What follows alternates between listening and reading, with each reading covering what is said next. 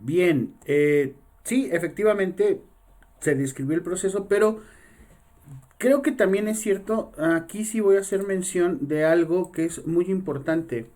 ¿Por qué ya no se hizo o ya no se le dio seguimiento a lo que habíamos planteado el profesor Kai y su servidor? Bueno, resulta que la persona responsable de hacer la información o pasar la información, se cargó de mucho trabajo y pues ya no pudo hacerlo. Entonces, sus trabajos no se preocupen, van a quedar ahí, van a seguirse trabajando para este semestre. Ujú. Y entonces no va a pasar absolutamente nada. Lo digo porque ciertamente ya no tuve oportunidad de comentarlo. Estuve presionándolos, la realidad eso fue cierto, para que lo entregaran en el tiempo y en la forma, conforme lo habíamos planteado con las rúbricas de evaluación. Pero bueno, al final no se logró hacer, pero eso no quiere decir que el trabajo que desarrollaron, que es justamente el cartel del que habla Gabo, vaya a quedarse ahí, ¿no? Este semestre lo vamos a utilizar y quizás, muy probablemente, podamos llegar a otros niveles. Pero bueno, retomando la pregunta, el procesamiento de los datos, o sea, los recogieron efectivamente con un instrumento válido y confiable, de eso no nos cabe ninguna duda, pero ¿qué se hizo con esos datos? ¿Cómo se cruzaron? ¿Cómo se desarrolló por allí la inferencia para, como decía Gabo, llegar a la aceptación o al rechazo de algunas de las dos hipótesis de manera momentánea? Ujú. Fernanda Belén, ¿andas por allí? Sí, profe. Coméntanos, por favor, ¿cómo se procesaron los datos? Sí ven mi pantalla, ¿verdad? Ya los Sí. recogimos, instrumentamos, sacamos todos estos puntos, pero ¿qué fue lo que hicimos? Ujú. ¿Qué fue lo que hicimos para procesar esos datos que del instrumento que en este caso venía de un forms, del forms nos los mandaba a una hoja de cálculo, de la hoja de cálculo nosotros la pasábamos a Excel y ahí en ese inter o en ese transcurso de pasar los resultados de la hoja de cálculo al Excel, ¿qué fue lo que hicimos? Platíquenos, por favor, si es que se acuerda. Mm, pues yo digo que en sí los pasamos al SPSS Ujú. y ahí, pues acabamos la validez, la confiabilidad Ajá, es y correcto. Ese proceso es propiamente, digamos, lo que hicimos el semestre antepasado en psicometría. En la materia de investigación cuantitativa hicimos un procesamiento de esos datos. ¿Cómo lo hicimos, Belén? ok, como darle ese significado, ¿no? ¿A eso Es se refiere? correcto, bien, bien, bien. ¿Cómo le dimos, o más bien no cómo le dimos, cómo adquirieron ese significado los datos con los que estuvimos trabajando? Pues lo tuvimos que hacer en compañía de la matriz que habíamos Ajá, la matriz del planteado al instrumento, inicio. claro, muy bien. Mm,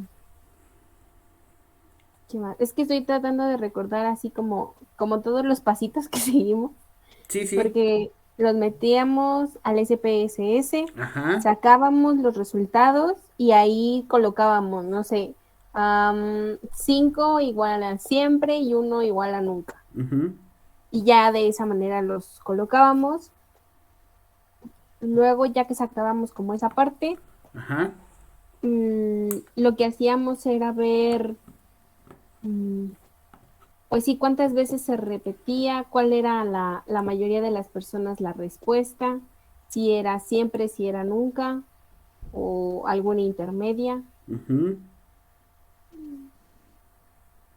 Y ya de ahí ver, pues sí, sacar, mm, ahora sí que sacar como las medidas de tendencia central, ¿no? Exacto, exacto, exacto. Lo primero que hacemos, permítame tantito, Belén. Ay, me equivoqué. Aquí estoy. Permítame tantito, Belén. Efectivamente, ya que tuvimos o adquirimos la posibilidad de escuchar a nuestros datos, de escuchar a nuestro instrumento, sabiendo que era válido, confiable y tal, lo que seguía ahora, o lo que siguió, de hecho, pues la verdad es que lo tengo acá, si mal no recuerdo.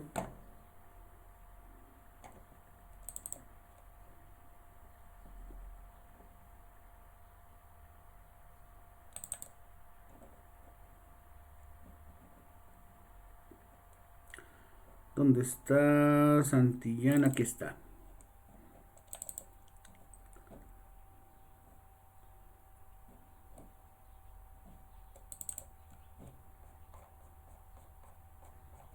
Voy a bajar. ¿En qué parte era, Belén? En donde Este es está su la trabajo. matriz hasta abajo. Ah, muy hasta abajo. Mm, no, tantito, un poquito. Aquí. Sí, ajá. Aquí, ok.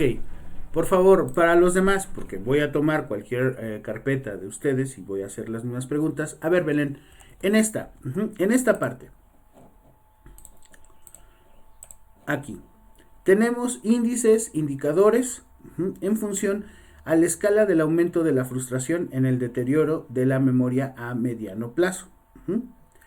Posteriormente, lo que se hizo con esos datos fue cruzarlos con otro instrumento, ¿cierto? Sí. Bien. ¿Qué instrumento fue? Fue la escala que nosotros hicimos y Ujú. el otro instrumento fue un mini mental. El mini mental, que básicamente nos puede decir qué es lo que hace, digo qué es lo que hace, perdón, qué es lo que evalúa. Pues es un examen del estado mental. Ujú. Si sabes en dónde estás y la memoria de trabajo, la memoria y así sucesivamente. Bien, excelente.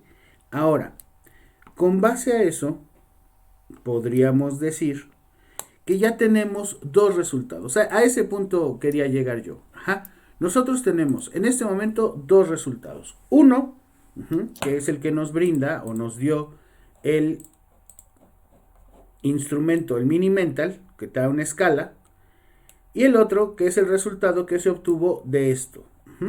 Son dos resultados diferentes. ¿Me puede decir, por favor, Belén, cómo expresaban los instrumentos sus resultados finales por persona?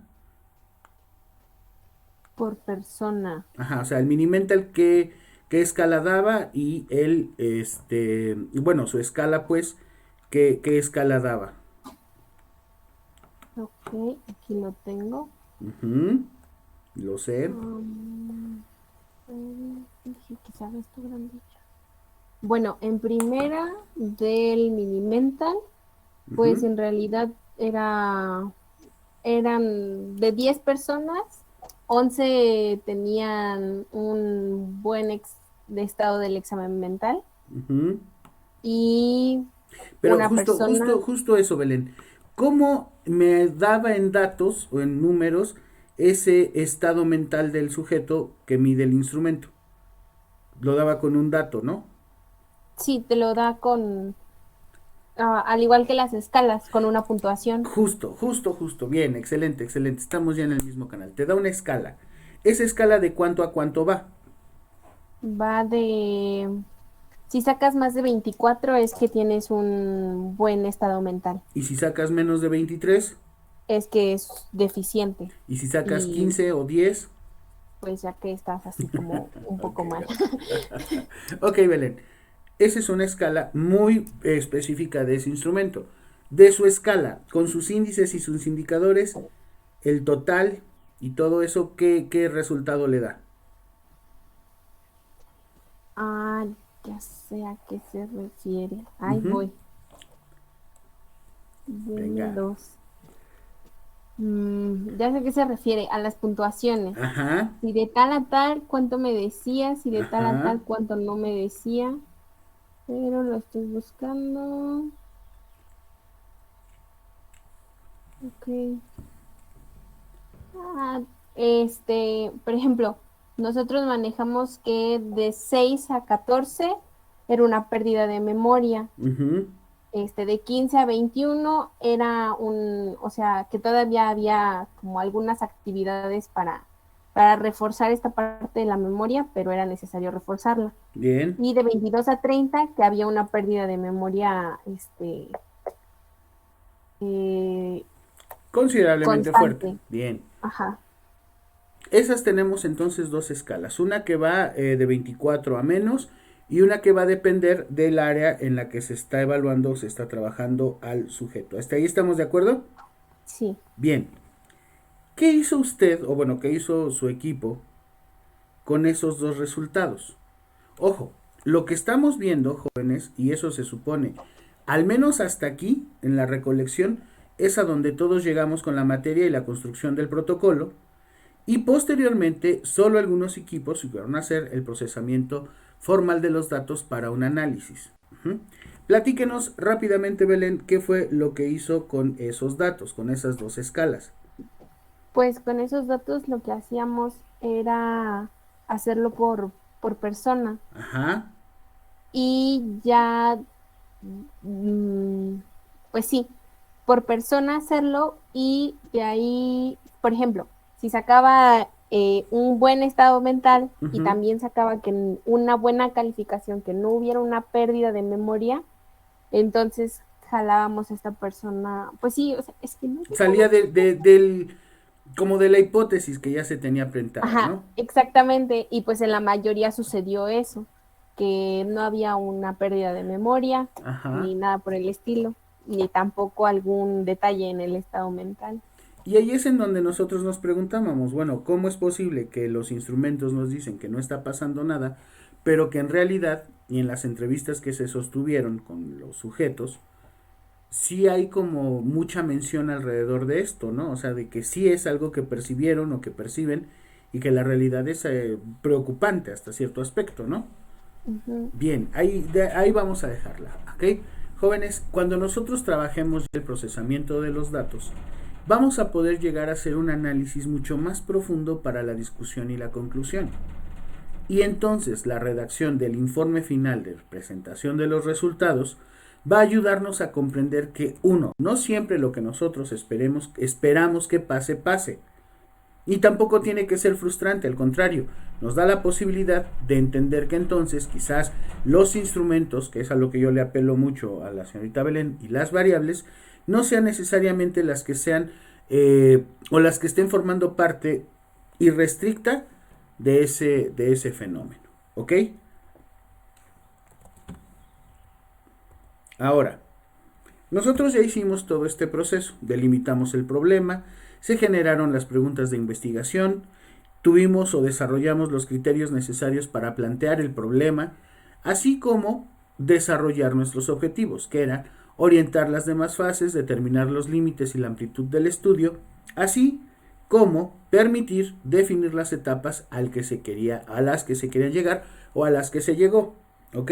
Ahora, aquí en estadística aplicada a la psicología, como en la materia de análisis de datos cualitativos, ¿es a quién se las va a dar? Se cortó un poco, ¿la podría repetir? Ujú. ¿Quién les va a dar análisis de datos cualitativos?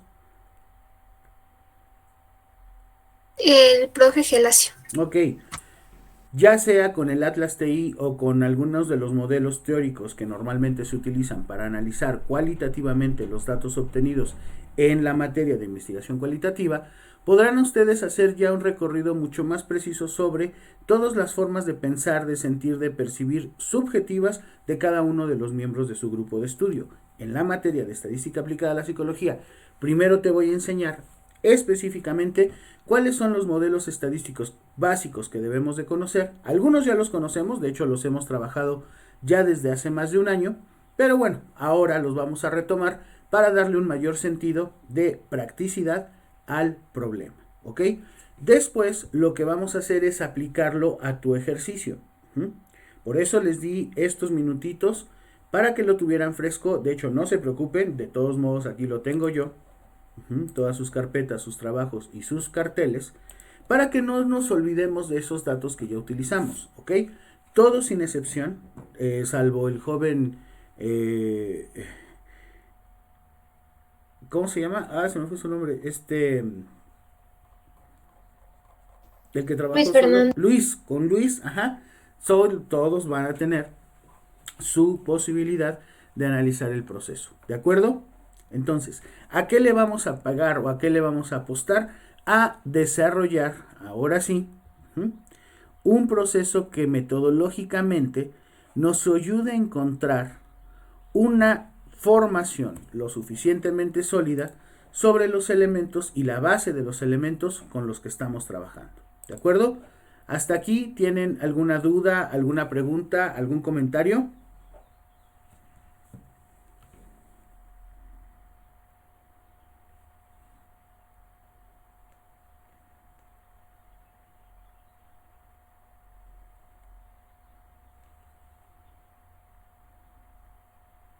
No, profe. Muy bien. Ahora, les acabo de mandar hace ratito un artículo que habla justamente de las probabilidades. Ajá. Y es justo eso también uno de los niveles a los que nosotros vamos a llegar o te intentaremos llegar con esta materia. Ujú. Permítanme tantito, voy por mi instrumento.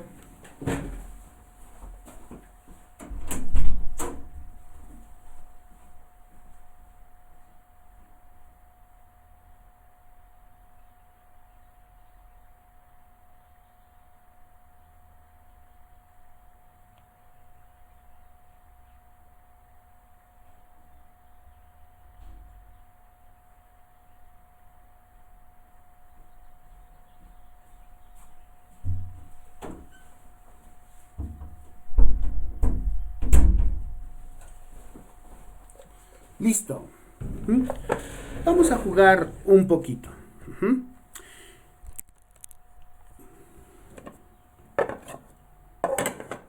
Voy a bajarlo ahí para que se vea. Más acá. Ahí está. ¿Listo? Como pueden observar ustedes, ujú, tengo aquí tres contenedores, tres platitos, ujú, en los cuales hay un premio. Ujú. En estos tres platitos, o dentro de alguno de estos tres platitos, hay un premio. ¿Estamos de acuerdo? Ok. Necesito a una o a un voluntario.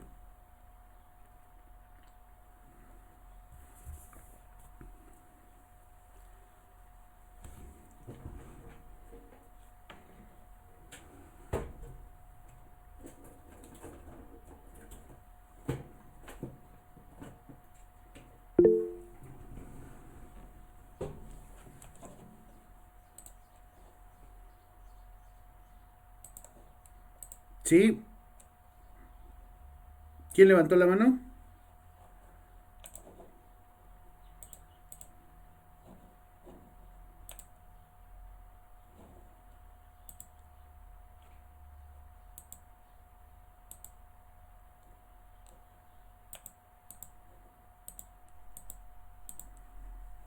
¿Mm?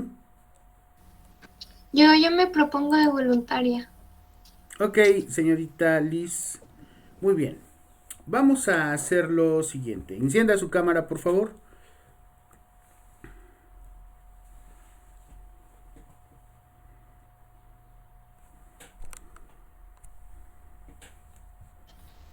Ya la aprendí, pero creo que no aparece la Ok, no, imagen. no, no se preocupe, ¿vale? A ver, usted ha sido ya ganadora, ¿m?, de un concurso en el cual en este momento, ¿m?, ya lleva, no sé, 10 de calificación en la materia de estadística aplicada a la psicología. Ajá. Quiere decir que por los esfuerzos y la inteligencia y la destreza demostrada anteriormente, usted ya tiene el 10 seguro en la materia. ¿Sale? ¿Algunos de ustedes llegaron a ver En Familia con Chabelo? Sí, y creo que ya vi por dónde va Sí. la onda. A ver, ok, bueno, muy bien. En Familia con Chabelo, aparte de ser un programa muy divertido, que a mí me encantaba los domingos levantarme a ver lo que hacía, la parte que más me gustaba del programa era el final, porque era lo más emocionante. Ajá. Y en el final, lo que tú podías observar era que Chabelo te decía, a ver, tú ya tienes tu premio, ¿no? Por ejemplo, Liz, ahorita le acabo de dar, tenga Liz, ahí está, su 10 de calificación de la materia. Ya, no tiene que hacer absolutamente nada más. Ajá. Pero, ujú, en una de estas tres está el 10 en todo el semestre. ¿Ok? En una de estas tres, ¿en cuál? No sé. En uno de estos tres contenedores, catafixias chiquitas, tengo el 10 en todo el semestre. Ujú. ¿Qué puede pasar? Que si eliges una, Liz, si le entras a la catafixia, eliges una y en esa puede ir el 10, ¿eh? Y entonces tú ya no vas a tener que conectarte a las 7 de la mañana, ni hacer tareas, trabajos, plataforma Garza. Todos tus profesores te vamos a poner el 10. Pero la condición es que tú, antes de hacer este concurso, me entregues el 10 de calificación que previamente ya te había dado. La pregunta es, chaval, te vas con tu 10, que ya es seguro, o sea, es 100% seguro, que ya lo tienes, es tuyo, pum, ya. ¿Te vas con tu 10 o le entras al concurso? Piénsalo bien. Dicen que el que no arriesga no gana, pero también dicen que vale más tener el 1% de algo seguro en la bolsa que el 100% de nada. ¿Qué decides, Liz? Pues hay que jugarle. ¿Sí le juegas? Sí, le entro. Va. Pero primero entonces tienes que entregarme tu 10 de calificación. A ver, señorita, deme su 10. Eso, gracias. Muy bien, aquí está su 10 y lo voy a guardar por acá. Pero ¿sabe qué, Liz? Usted siempre ha sido una excelente alumna, muy participativa, me cae muy bien, por lo que, fíjese lo que voy a hacer. Lo que voy a hacer ahora es, de una de estas tres, voy a quitar una que yo sé que no tiene premio. Y es esta. Adiós. Solo quedan dos. Y como le digo, le tengo muy en alta estima y ha sido una excelente alumna y siempre está al pendiente de las cosas de la carrera. ¿Sabe qué? Esperen. Voy a regresar su 10. Ponga la mano. Ahí está. Voy a regresar su 10 a usted. Fíjese. ¿Puede irse con su 10? Otra vez en la materia para que ya no tenga que hacer ejercicios, ni instalar aplicaciones ni programas, ni a sacar medias, medianas, modas, ni correlaciones, ni coeficientes, nada. Usted el día de hoy, si me dice, profe, gracias, me voy con mi 10, ya lo tiene. O lo que puede hacer es arriesgarse y elegir ya no 3, 2, solamente 2. 1, 2 de las catafixias que tengo aquí para usted. Sea ahora, ya hace rato fue usted osada, fue aventada, dijo, total, el todo por el todo. Ahora sea inteligente. Sé que lo es, pero sea o demuestre un poquito más de inteligencia, de paciencia y dígame si le entra o no.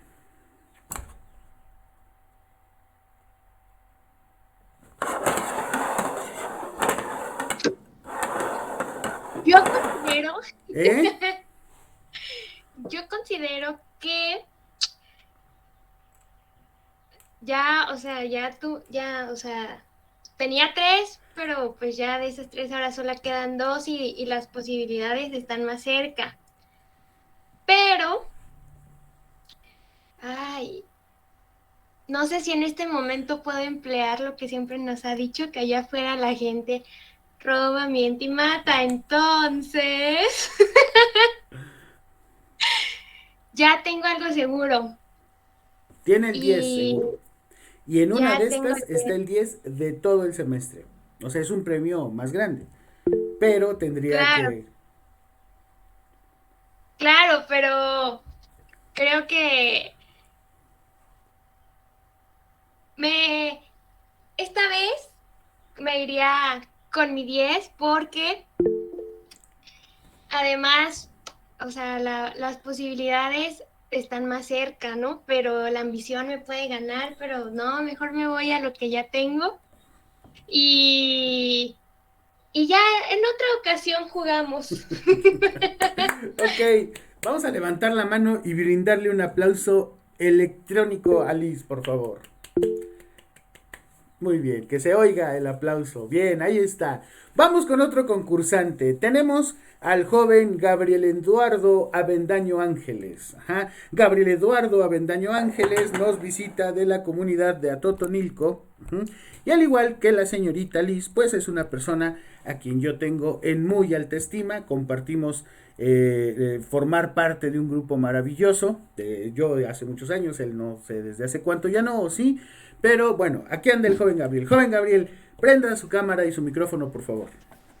Sí, ya prendió apenas la cámara. Hola Gabo, ¿cómo estás? ¿Qué tal? Bien, bien, gracias. Bien, Gabo, lo mismo. Ajá, voy a tomar aquí. Ponga su mano. Ahí está. Listo. Ya tiene en este momento el joven Gabriel su 10 en la materia de estadística. El joven Gabriel, al ser al día de hoy una persona sumamente comprometida, responsable y aparte, pues que ha sabido sacar adelante todo su trabajo, tiene en este momento el 10 seguro. Gabriel, tengo, como podrás ver aquí,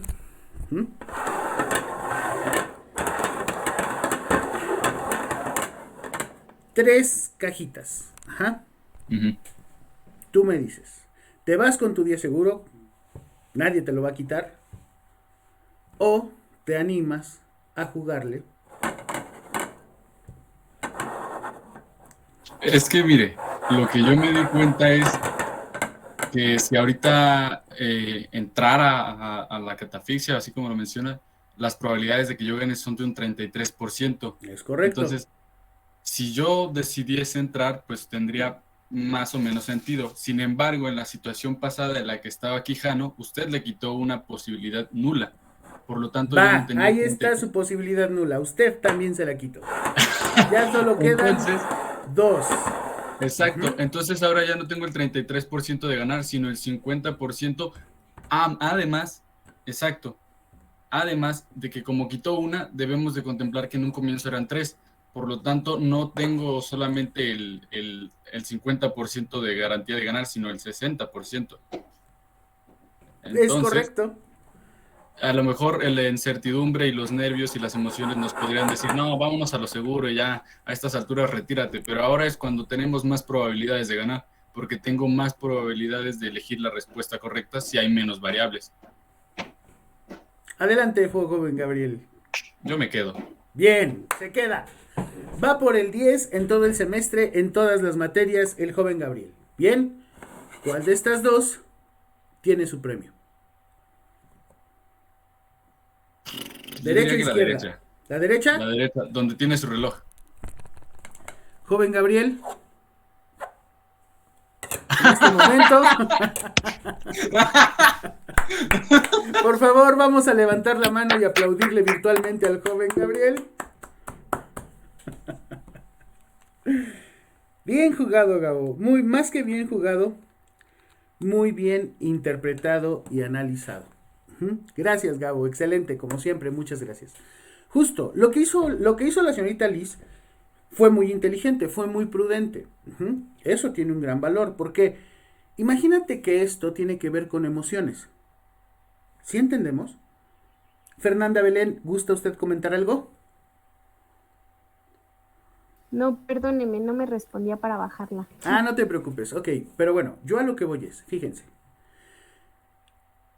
Lo que acabamos de presenciar es generalmente lo que hacen los corredores de bolsa. Los inversionistas, las personas que se dedican a hacer inversiones fuertes de dinero, quizás de otras personas o de sus clientes, en la bolsa. Y todo, jóvenes, absolutamente todo en la vida tiene una posibilidad y una probabilidad. De hecho, no sé si recuerden, en la materia de psicometría, yo les hablaba de que hay dos razones para que las cosas se den. Unas porque es posible y otra por la que es probable y una por la que sea factible. Cuando hablamos de factibilidad, es que si las cosas son factibles es porque hay un hecho ya contundente que va a generar que eso se cumpla. ¿Ok? Pero por otro lado, hay otras dos cosas. Esa la vamos a quitar, como quitamos la catafixia de acá. Hay otra cosa que generalmente nosotros no llegamos a controlar, a entender o a dominar. y es justamente la incertidumbre. Y la incertidumbre tiene que ver con aquellas cosas que es posible que pasen o que es posible que no pasen, diría el joven Gabriel. Al final, si teníamos 3 catafixias, teníamos un 33, 33 y 33, ¿cierto? 33%, 33%, 33%, queda un 99%, ¿sale? Pero al reducirlo yo a un 50, como dice él, eliminando alguna variable, que bien puede ser o no un factor determinante, se pudo ir la variable del premio, pero yo sabía en dónde estaba, por eso eliminé aquella que yo sabía no iba a contener el premio. Pero entonces te quedas con 2 posibilidades, un 50 de que sí, un 50 de que no. Pero una muy buena observación que hizo el joven Gabriel fue, ok, 50-50, 50-50, mitad y mitad. Pero no eran 2 en un principio, eran 3. Ese 10% que se puede juntar con el 3.3% de cada una de esas posibilidades, me da entonces una ventaja mínima tal vez, pero una ventaja mínima en este volado. Porque literalmente es como un volado. Puede caer águila, puede caer sol, no lo sabemos. Lo interesante aquí es que bajo esa condición, nosotros todo el tiempo estamos tomando muchas de las decisiones y muchas de las actividades que desarrollamos en nuestra vida. Cuando la economía y la psicología se guiñaron el ojo, hace no muchos años, de lo que salió en esa relación fue un premio Nobel. Fíjate, te lo voy a mostrar.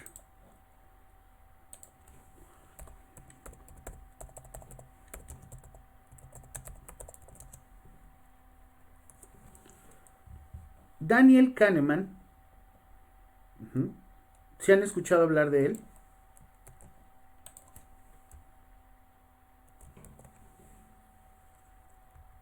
Yo no, profe. Bien. Daniel Kahneman, voy a utilizar Wikipedia, pues es la más rápida, es un psicólogo. Él desarrolló un trabajo sobre la psicología del juicio y la toma de decisiones, así como algo que se conoce o se le denomina la economía del comportamiento. Sus trabajos empíricos desafían muchos supuestos de la racionalidad humana. ¿Por qué? Porque una de sus bases o de sus tesis es que muchas veces nuestras emociones pueden llegar a tomar mejores decisiones que nuestra razón, cosa que en un principio pudiéramos no estar de acuerdo, pero sí empieza a cobrar sentido cuando esa emoción se conjuga con la razón. Fíjate, este señor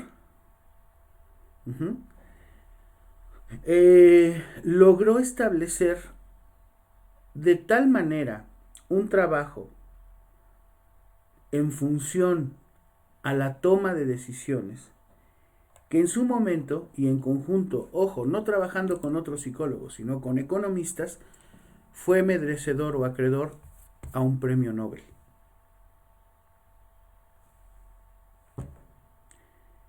¿Y saben cuál es el método o los trabajos con los que él desarrolló todo este estudio? Son métodos estadísticos. Nosotros hemos estado acostumbrados, quizás desde primero, a apreciar o a valorar a la psicología desde una parte quizás muy subjetiva.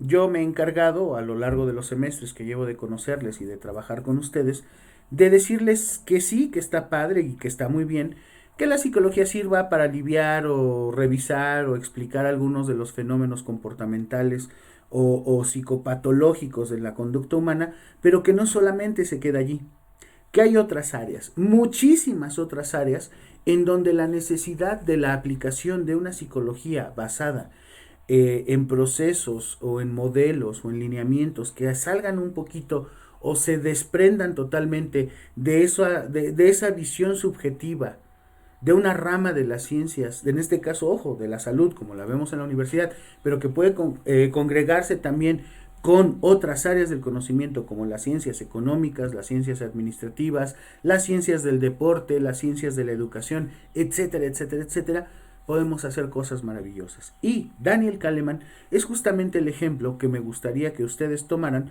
como base de ese proceso. Espero que les haya gustado el ejercicio, espero que pues realmente le hayan puesto la atención necesaria Y sobre todo, como bien lo hizo Gabriel, pues generalmente tengan dudas, pero las dudas las resuelvan con modelos o lineamientos estadísticos. Básicamente, este trabajo que hicimos es la base de los preceptos que guiaron el trabajo de Daniel Kahneman a un premio Nobel. Y ojo, tiene que ver también, sí, con conocimiento, pero también con agudeza mental, con elementos que nos formen o nos conformen como profesionales, no solamente en la evaluación o la valoración de la conducta humana, sino también que nos ayuden a predecirla y a proyectarla a otros niveles. ¿De acuerdo? ¿Dudas, preguntas, aclaraciones, comentarios?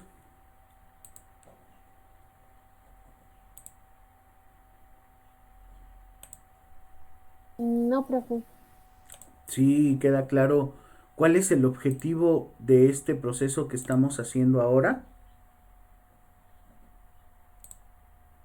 Lo que queremos hacer es que la psicología, en conjunto con estos modelos estadísticos, que obviamente son los más básicos, tampoco vamos a descubrir en 4 meses el hilo negro de la conducta evaluada estadísticamente desde una perspectiva psicológica, pero al menos vamos a tener la posibilidad de encontrarle, darle y sobre todo proyectarle un sentido real al trabajo que estamos haciendo.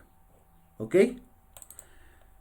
Para mí sí es bien importante que ustedes consideren o tomen mayores consideraciones sobre el uso del trabajo que vamos a estar desarrollando a lo largo de este semestre. ¿Por qué? Porque en este caso, como veíamos hace el día lunes, más bien, ahora después de este ejercicio habría que preguntarnos, ¿qué es estadística para ti? ¿Para qué te representa? ¿Qué te dice? ¿A qué te suena la estadística? ¿Cuáles son los paradigmas investigativos y las metodologías de investigación que se aplican en psicología? Ojo, no las que forzosa o necesariamente tengan que ver con la estadística, sino más bien con todos aquellos en los cuales nosotros podemos llegar a incluirle. Y por otro lado, también debemos decirlo, ¿cuáles son las formas en las que se relaciona la estadística con la investigación? Ojo, una compañera me decía, bueno, después de lo que hicimos con lo del instrumento, fue recolectar los datos y sacar medidas de tendencia central. Así, rápidamente. ¿Cuáles son las medidas de tendencia central?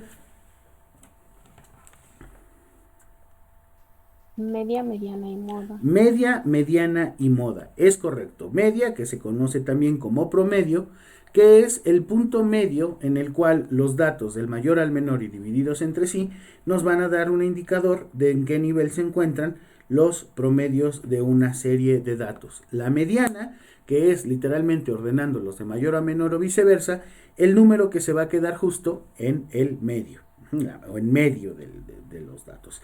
Sabemos que si hay más de 2 se tiene que dividir y sumar y dividirse entre 2 o 3 o 4 dependiendo del número de medias repetidas que tengamos, ¿ok? Y por último tenemos la moda, que básicamente, y como su nombre lo indica, es una medida de tendencia central que nos indica cuál es el número que más se repite en una serie de datos ordenados. ¿Hasta ahí estamos de acuerdo? Muy bien. Sé que sí y que hasta allí no hay problema. Mi duda o pregunta más bien para ustedes es, ¿y de qué nos sirven las medidas de tendencia central? Bien, pues en este caso, los hemos relacionado, o al menos lo intentamos hacer desde psicometría, a la investigación. O sea, ligar de manera muy precisa todos estos procesos que nosotros fuimos conociendo a la investigación. O sea, desde una teoría de respuesta al ítem o la teoría general de los test sobre la cual basamos la construcción de nuestras escalas Likert, Osgood, Goodman y Thurston, que básicamente es la misma que la Likert en teoría, pudimos encontrar que existen líneas teóricas que manifiestan ya sea la forma o la precisión en la que un ítem debe ser construido y contestado, o bien la estructura formal desde la cual nosotros estamos basando nuestra construcción de la escala, ¿cierto? Ahora, ¿puedes identificar algunas situaciones en donde se usa, aplica o en donde se requiere el uso de la psicología? Bien, creo que es una pregunta que todos ustedes tendrán o deberán que resolver para saber de qué manera tenemos que prepararnos y sobre todo cómo es que esa estadística puede ayudar a resolver problemas del área educativa, organizacional y, ¿por qué no?, de la salud y social. ¿De acuerdo? Dudas, preguntas o aclaraciones, porque digo, estas básicamente son las preguntas que están en la tarea que ahora sí ya están en posibilidades de contestar. ¿Estamos de acuerdo? Ok, eso es súper importante que ya lo tengan y sobre todo que lo resuelvan. ¿Ok? Bien. ¿Dudas, preguntas? ¿Todo claro? ¿Todo bien? Sí, profe. ¿Seguro, seguro?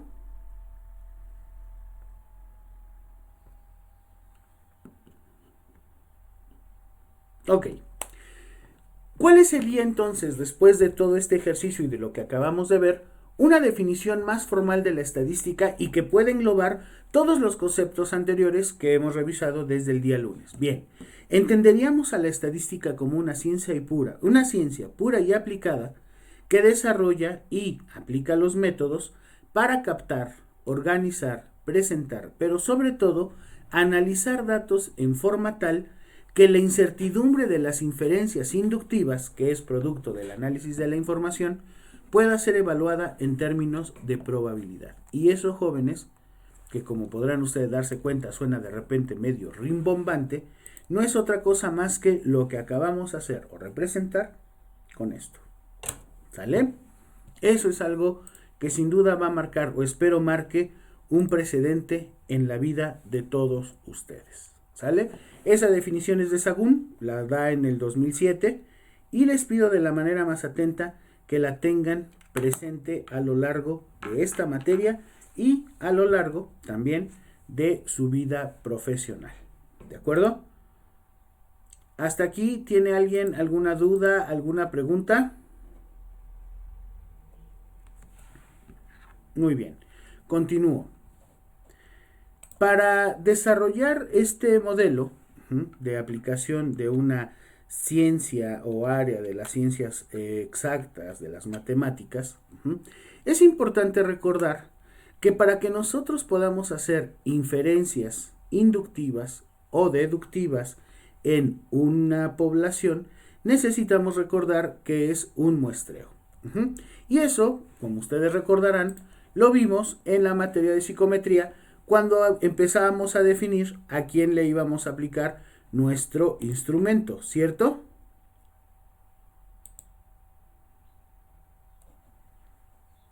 Sí, profe. ¿Sí? ¿Qué es una muestra?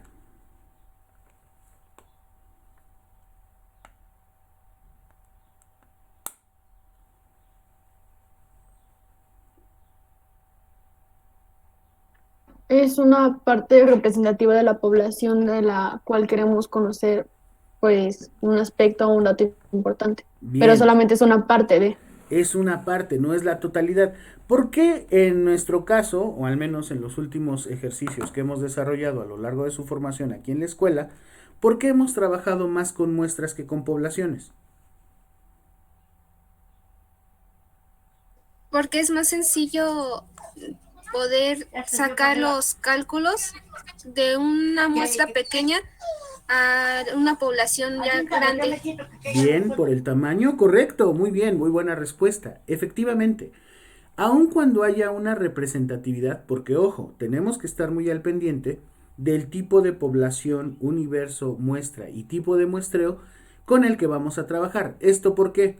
Porque aun cuando se trate de una muestra representativa, siempre existe o existirá el riesgo de que, al observar ciertas condiciones en la muestra que hemos elegido, no necesariamente se pueda generalizar los resultados a una población.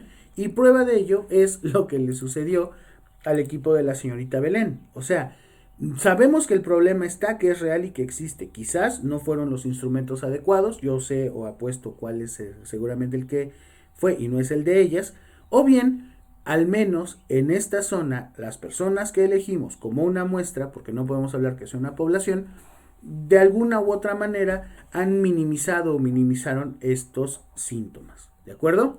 Ahora, también es importante recordar que para que se pueda presentar el análisis de nuestros resultados, primero tenemos que establecer muy bien cuáles son las variables que van a estar presentándose en el fenómeno.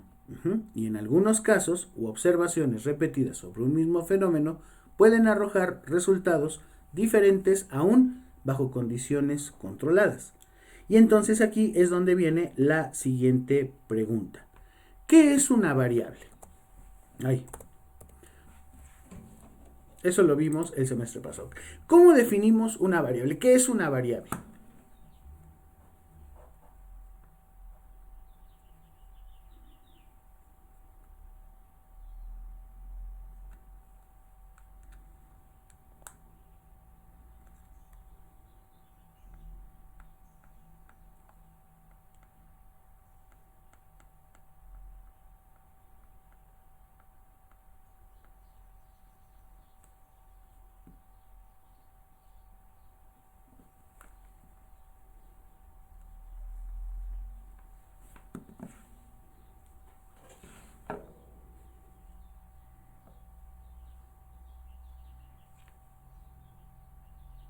¿Podría decirse que es como una característica específica de algo que deseamos conocer? ¿Cómo? ¿Como una característica específica? Característica. Bien, una variable es una característica específica. Puede ser de la población o puede ser del contexto. Bien, correcto. Es una unidad de análisis. Una variable la debemos entender como una unidad básica de análisis. Ahora, pregunta también para ustedes. ¿Cuántos tipos de variables conocemos? Hablando de las que podemos como manipular y de las que no.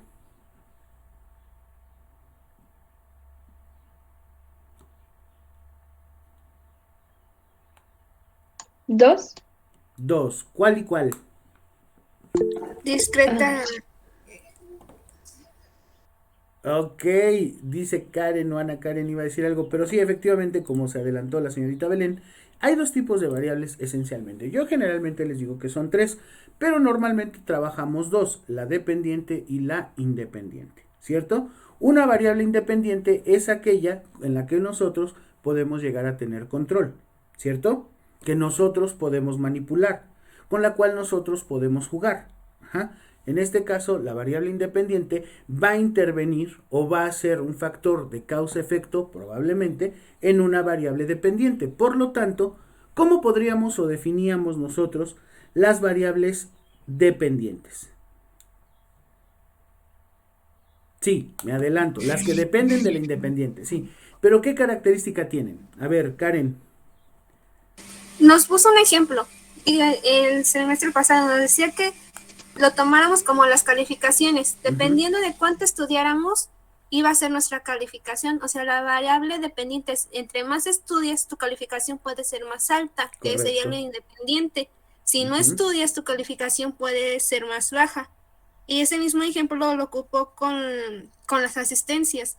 Si cumples con todas tus asistencias, vas a tener tu 100% garantizado. Y si no las cumples, no vas a tener el porcentaje que te permita seguir. Bien, excelente. Muy buena respuesta. Ese ejemplo lo tomo siempre o lo tomo yo como la base del trabajo con el cual nosotros estamos continuamente desarrollándonos. A ver, siempre hay causas y efectos, ¿cierto? Todo en la vida, así como todo en la vida es un riesgo, todo en la vida es una tómbola y cosas así, hay factores sobre los cuales nosotros podemos y sobre los cuales nosotros no podemos tener control, ¿sale? Muy bien. ¿Cuáles son las cosas en las que nosotros llegamos a tener control? Pues aquellas en las que tenemos una capacidad de definir o de intervenir de manera tal que existan resultados favorables si aumentamos o disminuimos algunas de estas acciones. El ejemplo que nos da Karen, o lo vuelvo a repetir, es el de las calificaciones. A mayor horas de estudio o a mayor horas de trabajo, mayor calificación en un examen. Mi variable dependiente, obvio, la que yo no puedo controlar ni como alumno ni como profesor, es la calificación que tú obtengas en un examen. ¿Qué es lo que yo sí puedo controlar? Por ejemplo, tú como alumno tus horas de estudio, tu tipo de estudio, tu alimentación durante el estudio, tu trabajo, todo lo que tú quieras que forma parte de tu control personal sobre esto. Yo como profesor, ¿qué es lo que puedo controlar? Que los temas, los instrumentos de evaluación, las preguntas, los ítems, las opciones, todo corresponda con lo que yo te estoy enseñando. Entonces sí, si conjuntamos dos variables, la dependiente y la independiente, una va a afectar sobre la otra, ¿cierto? Ahí estaríamos hablando de un proceso causa-efecto. La variable independiente va a generar una causa y el efecto se verá reflejado en la variable dependiente. Muy bien, excelente. ¿Alguien tiene alguna duda o alguna pregunta? ¿Lo que estoy diciendo sí queda claro o está totalmente trabajado por ustedes ya previo? Bien, me voy a otro. ¿Qué otras definiciones importantes tenemos que recordar o debemos de traer?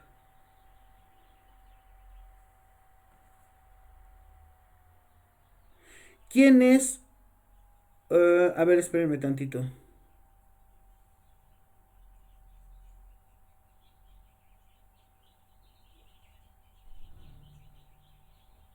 Permítanme tantito.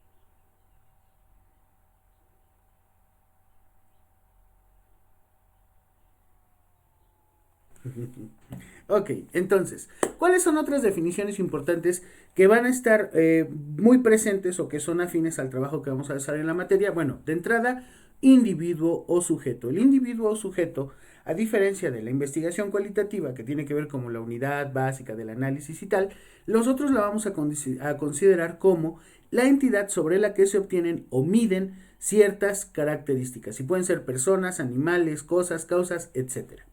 Por otro lado, tenemos la población, que es el conjunto de todos los individuos o unidades de muestreo que tienen por lo menos una característica observable y esa característica resulta general a toda la población. ¿Sale?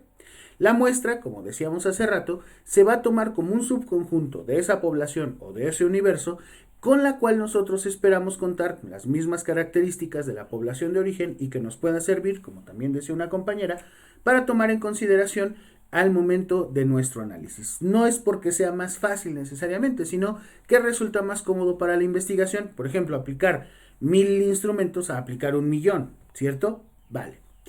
El otro concepto que nosotros vamos a trabajar mucho, vamos a tener muy presente, es el de parámetro. Un parámetro se debe de entender como la característica física o constante que va a definir o a representar una parte, un segmento de la población. Ejemplo, la media poblacional, la varianza poblacional, etcétera, etcétera, etcétera. ¿Sale? Y por último, el otro que vamos a trabajar se conoce como estimador. Y un estimador o los estimadores son las cantidades variables o de variación que se obtienen de una muestra que va a intentar representar el valor total de un parámetro. Por ejemplo, la media muestral. ¿Ok? Ahora, cierto es, como dijo la señorita Belén, que nosotros clasificamos las variables de acuerdo a dos grandes ramas, dependientes e independientes. Y esa tercera de las cuales yo luego les he hablado es la variable extraña o variable X, que de una u otra forma puede ser dependiente o independiente, pero que va a llegar a afectar nuestro resultado, ¿ok? Algunas que sí podemos controlar y no se consideraron, y ahí están, y otras que a lo mejor no teníamos ningún control y se presentó, como por ejemplo el clima, ¿no? Bien, tenemos otra división importante, tenemos variables cualitativas y variables cuantitativas, y aquí sí le voy a pedir a la compañera Karen que nos recuerde cuál es la diferencia esencial entre las variables cuantitativas y las variables cualitativas. Venga, Karen, usted se la sabe. ¿Me puede repetir otra vez, profe? ¿Cuál es la diferencia entre una variable cuantitativa y una variable cualitativa? A ver, la variable cuantitativa. Ujú. Deme 2 minutos. Sí, Está no, en no mi te libreta. preocupes, tranquila, tranquila.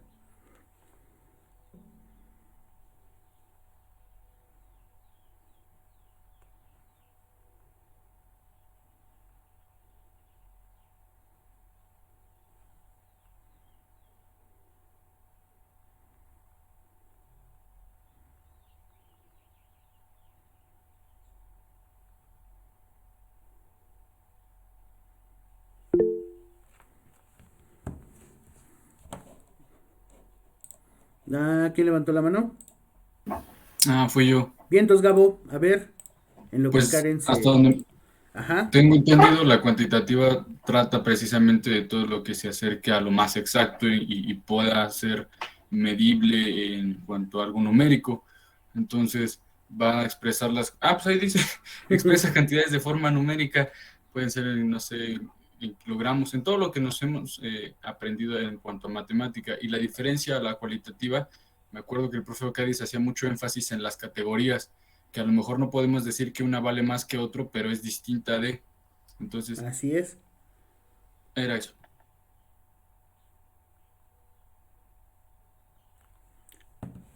Ciertamente, las variables cuantitativas son aquellas que pueden expresarse sus cantidades o sus niveles de manera numérica. La variable cualitativa o las variables cualitativas solo van a representar atributos o categorías con las cuales nosotros vamos a observar ciertas condiciones en los sujetos o en las unidades de investigación con las que estemos trabajando. Las cuantitativas, o sea, las numéricas, las vamos a establecer de dos tipos: las discretas y las continuas. Las variables cuantitativas discretas son las que aceptan únicamente valores enteros. Por ejemplo, 1, 2, 3, 4, 5, 6, 7, 8, 9, 10, etc. Y las continuas son aquellas que pueden tomar cualquier valor como número real. Por ejemplo, 3.05, 8.97, 4.63, 0.72, etc. ¿Ok? Por su parte, las variables cualitativas las vamos a dividir en dos grandes ramas: las variables nominales y las variables ordinales. En psicometría hablábamos de las variables nominales como aquellas características específicas que no tienen ninguna jerarquía u orden. De hecho, en sus escalas, ustedes utilizaron dos variables nominales. En este caso, en algunos casos, era, por ejemplo, el estado civil, y en la mayoría, si no es que en todos, el grado en el semestre en el que se encuentran, el lugar de residencia, etc. Por otro lado, las variables ordinales que ustedes ya también utilizaron son variables específicas que tampoco tienen o poseen como tal alguna lógica, pero que sí te pueden representar un orden. Por ejemplo, una variable ordinal, que también espero todos ustedes recuerden, es la edad. O sea, no tiene ningún tipo de representación específica, sino solo que te va a ordenar a la gente de la más joven a la más grande. ¿Sale? Y bueno, nosotros tenemos, ahora sí, déjenme, voy a pasar a la otra presentación porque aquí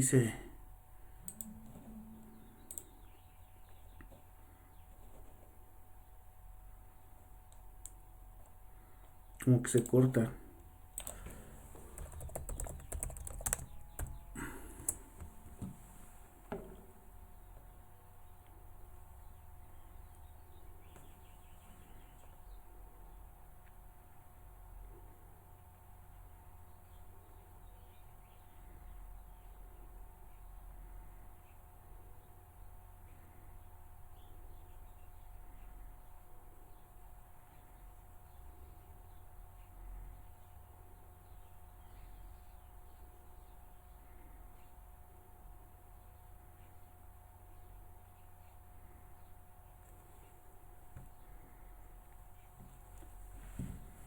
Ahí va.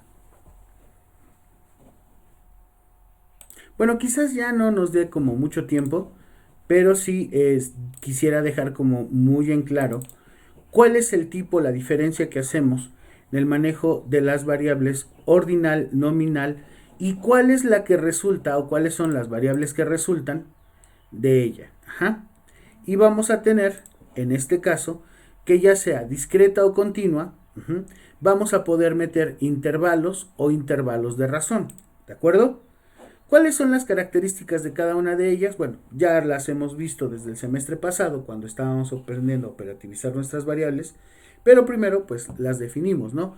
La nominal, que nominan a los objetos en función a una característica, la ordinal, que se va en su posición relativa de acuerdo a un orden, la de intervalo, que no solo se establece como tal un orden en la posición, sino que se mide también la distancia que hay intervalar de ellos, y las de razón, que se da cuando una escala tiene o presenta características de la escala de intervalo, pero también se le atribuye un punto inicial o de nominal 0, ¿vale?